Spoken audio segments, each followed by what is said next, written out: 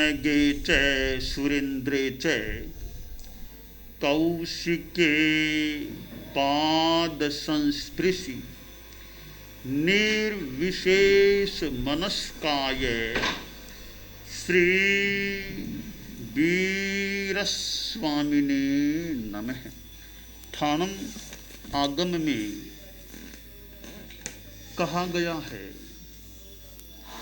सत्य विधे काय किले से पन्नते तंजहा ठाणाति ए उक्कुड़ुया सणि ए पदिम ठाई बीरा सणि ए णे सज्जि ए दंडायति ए लगंड साई। निर्जरा के 12 प्रकार अथवा तपस्या के 12 प्रकार होते हैं। उनमें 5वां प्रकार है कायक क्लेश। यह बाह्य तप का एक भेद है। और ठाणंग में कायक क्लेश के 7 प्रकार बताए गए हैं। कायक क्लेश शरीर को कुछ कष्ट पड़ता है या श्रम पड़ता है, क्लमह क्लेश है परिश्रम, कष्ट पड़ता है।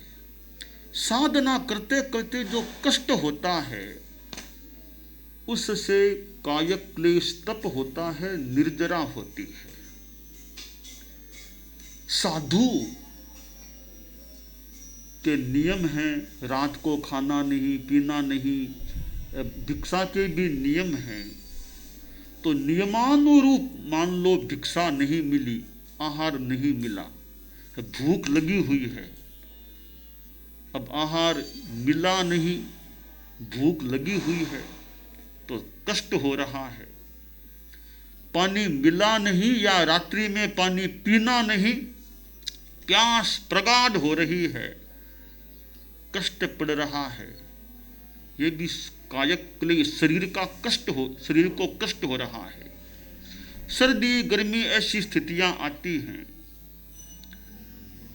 शास्त्र में कहा गया है, खुहम पिवासम दुस्सज्जम शी उन्नम अरई भयम अहिया से अब्बहि ओ देहे दुखम महाफलम।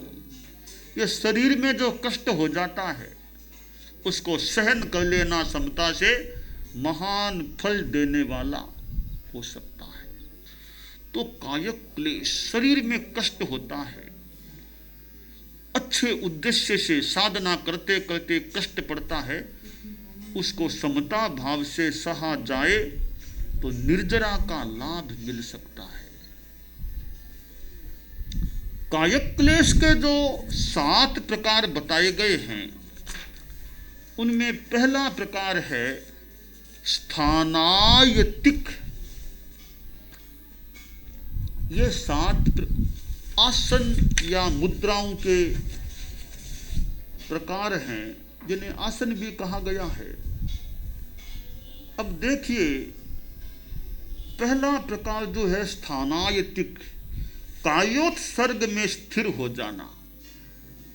कायोत्सर्ग खड़े खड़े भी किया जा सकता है, बैठे बैठे भी किया जा सकता है, लेटे लेटे भी हो सकता है।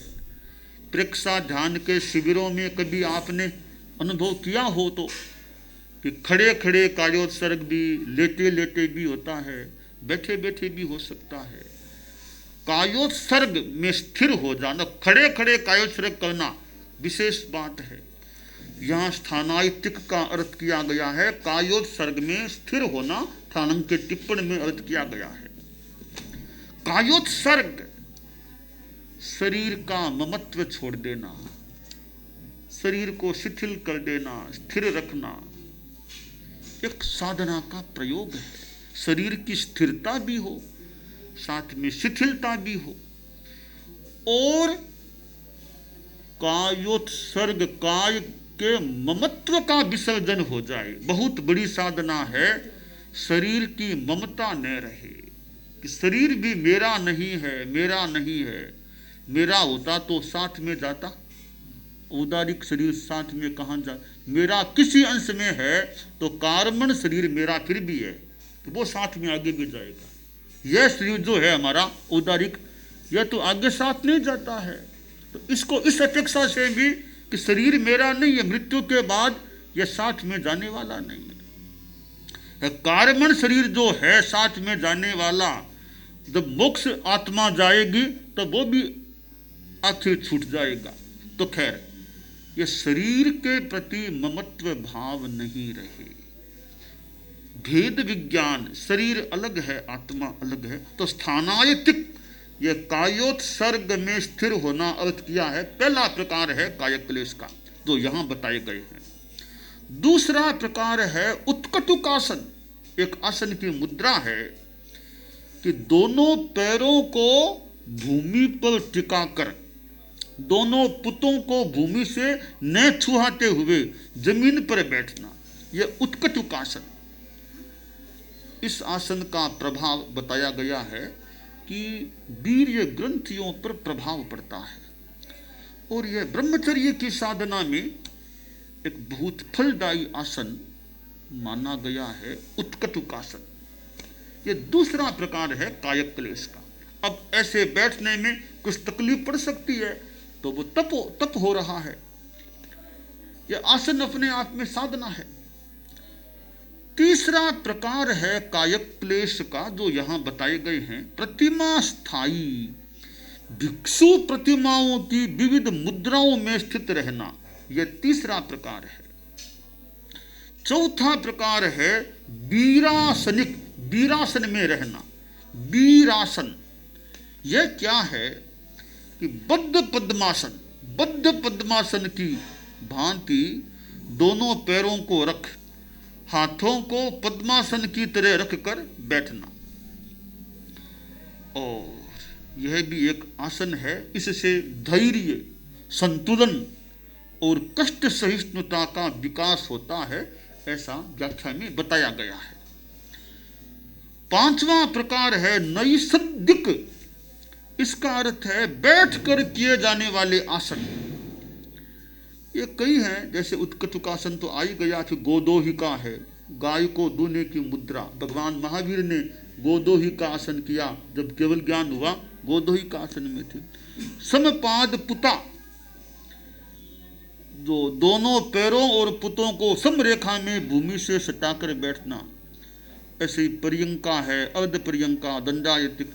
छठा दंडायतिक, कायक क्लेश का छठा प्रकार है दंडायतिक।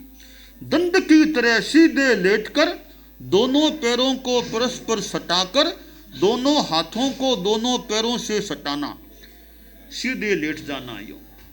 यह एक मुद्रा है दंडायतिक, दंड की तरह सीधा लेट जाओ। इससे दैहिक प्रवृत्ति और स्नायुविक तनाव का विसर्जन होता है, यह बताया गया है। सातवां है लगंडसाई, लगंडसाई, भूमि पर सीधे लेटकर लकुट की भांति एडियों और सिर को भूमि से सटाकर, एडियों और सिर को भूमि से सटाकर शरीर को ऊपर उठाना। इससे कटी की स्नायुओं की शुद्धि और उदर दोषों का शमन होता है। ये 7 प्रकार कायक क्लेश के बताए गए हैं। तो ये एक विभिन्न प्रकार की मुद्राओं, आसनों की साधना है, क्योंकि शरीर की स्थिरता अपेक्षित है साधना में। शरीर की स्थिरता होने से मन की एकाग्रता को साधने में भी सहायता मिल सकती है। शरीर की स्थिरता हो या शिथिलता हो, तो एक शरीर को साधना भी एक अपने आप में विशेष बात है कि शरीर पर कंट्रोल हो जाए, शरीर को साध ले।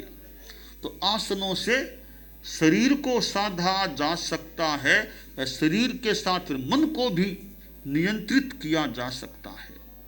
कायक क्लेश में तो और भी अनेक साधनाएं हैं। खुजली आए, खुजली भी नहीं करना, यह भी साधना है।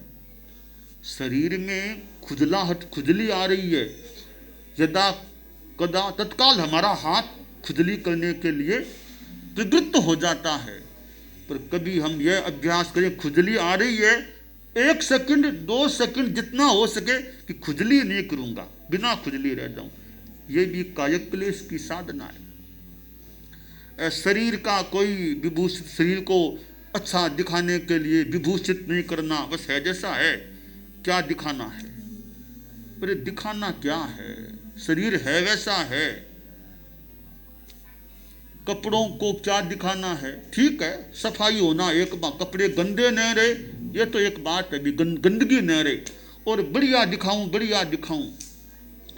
अब कपड़े को बढ़िया दिखाना, कोई आदमी मान लो मिलने के लिए आएगा, एक संत के पास कोई बड़ा व्यक्ति आने वाला था, तो साथ पास वाले उनके शिष्यों ने कहा कि थोड़े कपड़े अच्छे आप पहन लीजिए, कपड़े अच्छे पहन लीजिए, बड़े आदमी आ रहे हैं। संतों का कहना एक अपेक्षा से ठीक हो सकता है भी कि बड़े आदमी आ रहे हैं तो कपड़े आप अच्छे धारण कर लो।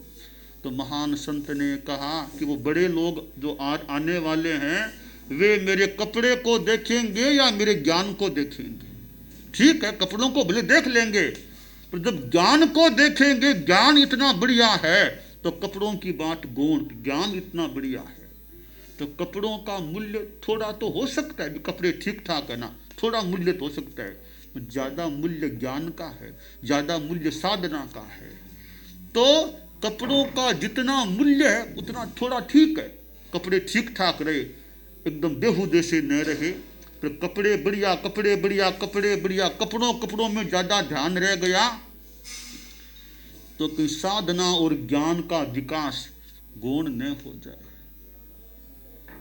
कि आदमी को कपड़े बनाता है या चरित्र बनाता है आदमी को?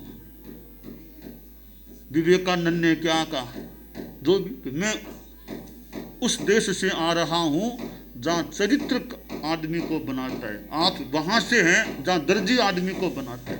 तो कपड़ों से बढ़िया दिखे, इसको ज्यादा महत्व न दें, मेरा ज्ञान बढ़िया रहे, साधना बढ़िया रहे, यह खास बात है। तो ये साधना के एक मानो प्रयोग हैं कायक क्लेश के रूप में। तो निर्जरा का जो यह है 5वां प्रकार है, वो काय शरीर से संबंधित है, मानो शरीर को साधने से संबंधित है, शरीर से कष्टों को सहन करने से संबंधित है। अच्छा काम करते करते थोड़ा कष्ट भी हो जाए तो हो जाए, अच्छा काम करते करते, लक्ष्य अच्छा, प्रयास अच्छा, फिर थोड़ा कष्ट आता है तो आता है, उसको सहन करना चाहिए। थोड़ा सहन करो सफल बनो, सहन करो सफल बनो।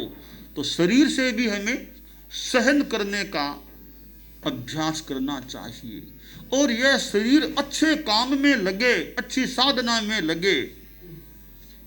शास्त्रकार ने बड़ा सुंदर एक श्लोक कहा है,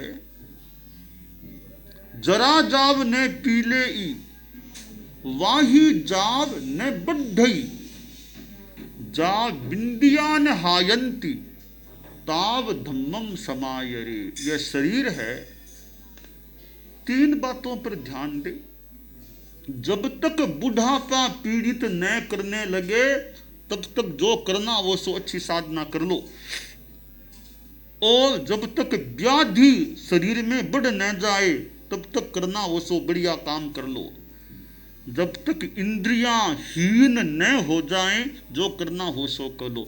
सारांश यह है कि शरीर की सक्षमता जब तक है तब तक जो करना हो सो बढ़िया काम कर लो, बाद में कोई पता नहीं है कब क्या हो जाएगा। अब शरीर पर बीमारियों ने आक्रमण कर दिया, किसी को लकवा हो गया और कुछ बीमारी लग गई, अब बाद में कह रहे अब तो उपवास भी होना मुश्किल हो गया। आप उपवास की बात ही देखिए, कोई यह सोचे तपस्या और तो 80-85 बाद में देख लेंगे, अरे बाद में पता नहीं है, क्यों कि सोडियम कम हो गया उपवास नहीं कर सकते, वो कम हो गया उपवास नहीं, तो पता नहीं बाद में क्या क्या स्थितियां बन जाए कि उपवास तो करते थे वो भी कहीं छूट न जाए। मैंने देखा पहले उपवास करते थे अब उपवास करें तो सोडियम कम हो जाए तो उपवास नहीं करना। तो पास वाले भी कहते हैं उपवास नहीं करने देंगे, नहीं करना है, सोडियम कम हो गया तो, या तो शुरू हो जाता है। फिर ये बात भी एक अपेक्षा से ठीक है, अभी कोई शरीर का नुकसान नहीं हो जाए, इसलिए करना हो सो कर लो, बाद के भरोसे सोच करके ही रहना चाहिए कि शरीर में क्या स्थितियां बन जाएं। अब यात्रा बिहार करना है तो क्या 70 के बाद, अरे 70 के बाद क्या पता है कितना चल पाओगे, उचित अवसर है तो करना हो सो कर लो, बाद में होगा तो ठीक है, जरूरी काम करना हो सो पहले सल्टाने का, करने का प्रयास करो। तो शरीर की सक्षमता का सहयोग मिलता है साधना में। तो शरीर तो नौका है, इससे भव सागर को तरना है, तो शरीर को बढ़िया काम में ले, अच्छा उपयोग करें। बुढ़ापा हावी हो गया फिर कितना क्या कर पाएंगे। तो इसलिए बुढ़ापा जब तक हावी न होने लगे, शरीर में बीमारियां न बढ़ें, इंद्रिय शक्ति क्षीण न हो, तब तक जो सेवा करना हो, अच्छा काम करना हो, ज्ञान करना हो, स्वाध्याय करना हो, पढ़ना हो, बीमारों की सेवा करना हो, जो बढ़िया काम साधु को करना हो वो कर लेना चाहिए। तो ये कायक क्लेश के जो प्रकार बताए गए हैं शास्त्र ठाणम के अंदर, तो ये एक आसनों की भी साधना है कि हम ध्यान करें। आसन हमारा सदा हुआ नहीं है, 5-7 मिनट वेर आसन को बदलना पड़ जाता है, यानी हमारा शरीर इतना सदा हुआ नहीं है। शरीर सदा हुआ है तो आधा घंटा पौन घंटा भी आदमी और भी ज्यादा एक आसन में बैठ करके ध्यान जप आदि आदि की साधना कर सकता है। तो शरीर की स्थिरता, मन की भी एकाग्रता हो, मन पर कंट्रोल हो। शरीर की स्थिरता से मन की एकाग्रता में सहायता मिल सकती है। हम शरीर को स्थिर रखने का भी प्रयास करें। बाल मुनि बैठे थे, लेखन में लगे हुए थे, ऊपर बैठे थे, नीचे रोड पर गली में कोई नाटक हो रहा था। नाटक, कई लोग इकट्ठा थे, नाटक देखने में लगे हुए थे। एक वृद्ध आदमी भी वहां था, उसने देखा अरे वो छोटा साधु बैठा है ना, काम में लगा है, देखता हूं वो नाटक को देखता है, यानी अगर नाटक को थोड़ा भी देख लेगा तो मुझे मसाला मिल जाएगा। देखो साधु नाटक देखते हैं, साधुपना ठीक नहीं पालते हैं, कहने का मौका मिल जाएगा। उसका ध्यान रहा कि बाल साधु को देखूं कि नाटक देखता कि नहीं देखता है। नाटक का इतना समय बीता, बाल मुनि ने आंख उठाकर भी नाटक को देखने में वो प्रवृत्त नहीं हुए। तो वृद्ध आदमी ने सोचा रे, जिस समुदाय के एक बाल साधु भी इतने संयमित हैं, बाल साधु बच्चे तो थोड़ा देखना वो देखना, ज़्यादा देखने का बच्चों को आकर्षण हो सकता है, एक बच्चा साधु, बाल साधु इतना स्थिर, इतना अनुत्सुक, कोई नाटक को नहीं देखा। तो ऐसे बाल मुनि जिस समुदाय में हैं, उस समुदाय की 100 वर्षों की नींव तो गहरी लग गई है। तो यह है स्थिरता। तो हमारा शरीर भी स्थिर हम रख सके, शरीर को, मन भी हमारा एकाग्र रह सके, ऐसा अभ्यास हमें करना चाहिए। तो निर्जरा के जो 12 भेद हैं, उनमें यह कायक क्लेश का प्रकार, जिसमें कायोत्सर्ग आदि की साधना होती है और शरीर को मानो साधने का अभ्यास होता है। तो हम कायक क्लेश के 7 प्रकारों के द्वारा विभिन्न, जो जैसे उचित हो, अब मान लो ध्यान करना है तो पद्मासन लगाना है, तो कुछ अभ्यास होगा तो पद्मासन में आधा घंटा 20 मिनट बैठ पाएंगे। अभ्यास नहीं है पद्मासन का तो 5 मिनट भी बैठना मुश्किल हो सकता है। तो हम यथा औचित्य आसनों को भी साधने का, आसनों में कुछ देर बैठे रहने का, टिके रहने का यह प्रयास भी रखें। और शरीर की स्थिरता के साथ यह कायोत्सर्ग है। कायोत्सर्ग एक साधना का प्रयोग है। इससे शरीर को भी लाभ हो सकता है, शिथिलता होती है, शरीर को विश्राम भी मिल सकता है, और गहराई में जाएं तो फिर आत्मा का भी अच्छा लाभ प्राप्त हो सकता है। शरीर को स्थिर शिथिल किया, श्वास पर ध्यान केंद्रित किया, साथ में नमो सिद्धानम जैसा जप करना शुरू कर दिया, अच्छा लाभ मिल सकता है। तो ठाणंग आगम में हमें जो 7 प्रकार ये कायक्लेश के बताए गए हैं, ये एक साधना के प्रयोग हैं। हम साधना में आगे बढ़ते रहें, यह काम्य है।